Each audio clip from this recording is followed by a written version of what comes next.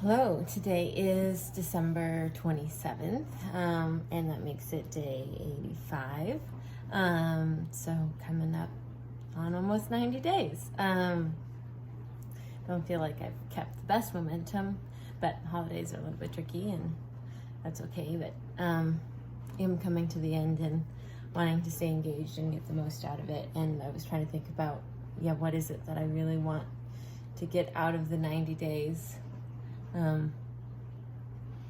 Why did I start? Have I reached that goal? Was the reason I started it.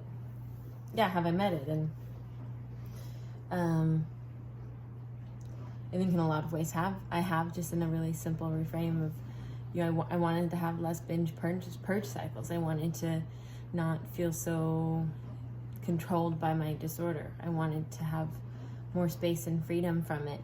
And I definitely feel like that's the case. I mean, at this point, 85 days and 5 hiccups, that's 80 good days.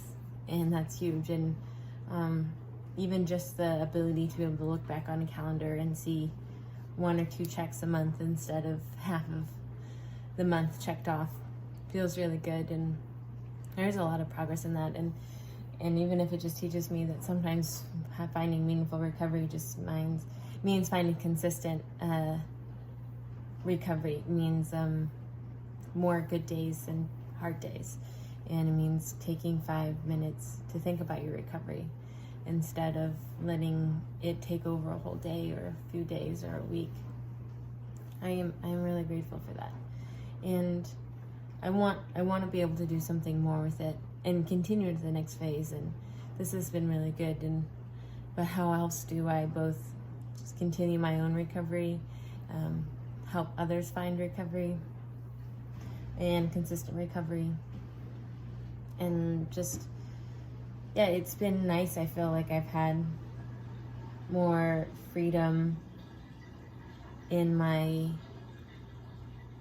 life, and it's been less occupying, and it's been less taxing, and I've just had more space to think about other things, and I just have been able to live a bigger life, a more fulfilling life these last 90 days because I had more free for it. And it's so weird because, like I've said, I've spent more time thinking about recovery and actively dialoguing, engaging with it than I have in several years.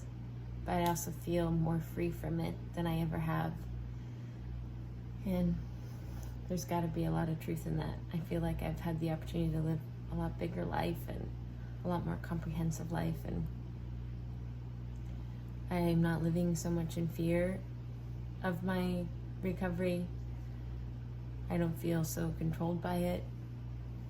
I was able to get through Thanksgiving and Christmas without a binge purge episode, and that's really exciting. I feel like I'll be able to get through New Year's.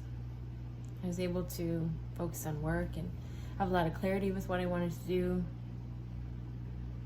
I've been able to eat pastries every day.